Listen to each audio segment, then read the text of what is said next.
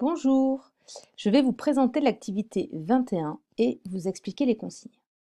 Alors, l'activité 21 s'intitule L'influence de l'environnement sur la reproduction des espèces. En effet, on a vu dans l'activité précédente, donc qu'est-ce qu'était la reproduction sexuée, et on va voir si l'environnement peut influencer cette reproduction. Pour cela, on va s'intéresser à un animal un petit peu particulier qui s'appelle l'hydre. Alors l'hydre, c'est un petit animal aquatique qui, comme vous le voyez, vit fixé sur des plantes. Donc là, il y a plein d'hydres sur cette plante verte. Et donc on voit que cet animal est formé d'un corps en forme de tube et de tentacules.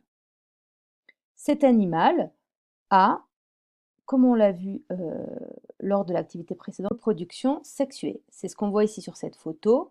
Là, les petits endroits lumineux, c'est l'endroit où sont produits les spermatozoïdes qui vont être libérés donc dans le milieu externe.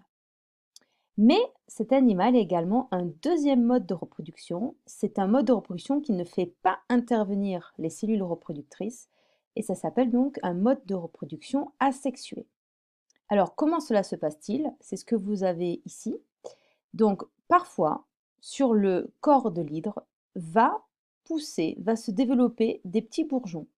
Et ces petits bourgeons, donc on le voit, qui au début ressemble juste à un petit bourrelet, va peu à peu prendre la forme d'une hydre. Et quand le bourgeon aura toutes les caractéristiques d'une hydre et pourra être autonome, il va se décrocher de l'hydre mère et aller mener sa propre vie. Donc ici, on voit que ici il y a donc une hydre qui est en train donc de former deux hydres. Du coup, dans cette activité, on va manipuler ces notions de reproduction sexuée, reproduction asexuée, et on va essayer de voir si l'environnement influence l'une ou l'autre des reproductions. Alors, voilà la fiche d'activité.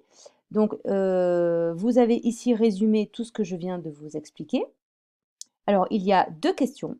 Première question, sur le cycle de l'hydre, donc qui est ici, je vous demande de colorier les étapes qui correspondent à une reproduction sexuée d'une certaine couleur et les étapes qui correspondent à une reproduction asexuée d'une autre couleur.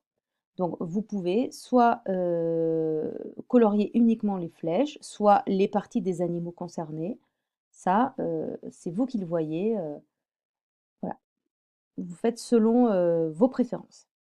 Ensuite, deuxième question, je vous demande quelles sont les conditions qui favorisent chaque type de reproduction. Alors pour ça, vous allez vous aider du document 2. Donc dans ce document 2, c'est un tableau qui vous indique pour chaque condition du milieu quel est le type de reproduction que l'hydre va privilégier. Vous allez donc pouvoir repérer les conditions favorables et défavorables à l'aide de deux couleurs de votre choix et essayer de mettre en relation du coup le type de conditions favorables, défavorables avec le type de reproduction. Voilà, bon courage et on se retrouve en fin de semaine pour une correction.